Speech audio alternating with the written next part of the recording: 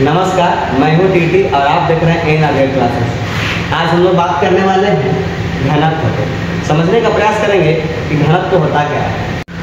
घनत्व किसी भी पदार्थ के प्रति इकाई आयतन के द्रव्यमान को, मतलब अगर कोई भी पदार्थ हमारे पास हो, वो किसी फॉर्म में हो सकता है, चाहे सॉलिड हो, लिक्विड हो या गैस हो, उसकी मात्रा कितनी भी हो, उसके प्रति इकाई आयतन के द्रव्यमान को ही घनत्व कहा जाता है। घनत्व शब्द का अर्थ होता है कणों की संख्या कितनी घनी है, कितना कम है या कितना ज़्यादा है। जैसे हम लोग चित्र के द्वारा समझने का प्रयास करेंगे। घनत्व का ऐसा यूनिट है किलोग्राम प्रति घन मीटर, अर्थात केजी प्रति मीटर की।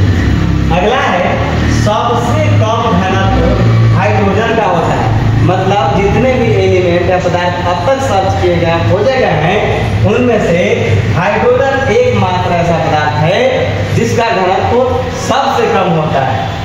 प्यारे बच्चों, हमारे पास 3 कंटेनर हैं।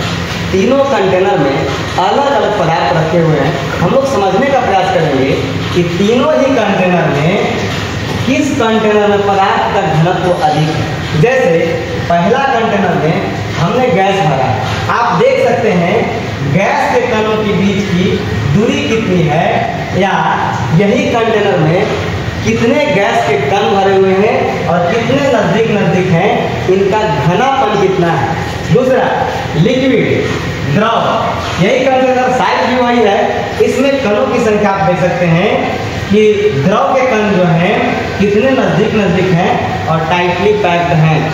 अगला है सॉलिड। आप सॉलिड देख सकते हैं कि तीनों पदार्थों की तुलना में सबसे ज़्यादा घनत्व ठोस का है, अर्थात इनमें छोटे छोटे कणों की संख्या या कणों की घनेपन होने की संख्या सर्वाधिक है।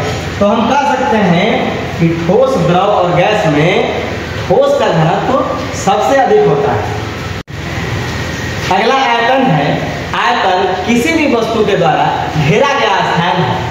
दुनिया में जितनी भी वस्तुएं हैं वो कुछ न कुछ स्थान घेरती है, उनके द्वारा घेरा गया स्थान यह आयतन कहलाता है। यह 3 डायमेंशनल होता है, मतलब त्रिविमीय होता है। कोई भी वस्तु जगह घेरेगी तो वो इस तरह से घेरेगी कि उसकी लंबाई हो सकती है, उसकी चौड़ाई हो सकती है, उसकी ऊंचाई हो सकती है। इसीलिए कहा जाता है कि आयतन जो है वह त्रिविमीय स्थान मापक है या स्थान घेरता है। जैसे आप समझ सकते हैं, आयतन एक बाल्टी में लगभग आधा बाल्टी पानी भरा हुआ है, तो यह बाल्टी के पूरे भाग का आधा हिस्सा को घेर रहा है, आधा हिस्सा को घेरता है। और दूसरे ही चित्र में आप देख सकते हैं कि इस बाल्टी में पूरा पानी भरा हुआ है, मतलब अंदर के खाली वाले हिस्सा में पूरा पानी भरा है, तो यह बाल्टी के पूरे हिस्से को अंदर से कवर करके रखा है, घेर के रखा। आयतन का ऐसा मात्रक मीटर क्यूब होता है, क्योंकि कोई भी वस्तु जगह अगर घेर रही है तो लंबाई का मात्रक मीटर, चौड़ाई तो चौड़ाई का मात्रक भी मीटर, और ऊंचाई का मात्रक भी मीटर ही होता है, अर्थात मीटर गुने मीटर बराबर मीटर क्यूब। इसीलिए कहा जा सकता है आयतन का ऐसा ही मात्रक मीटर क्यूब होता है।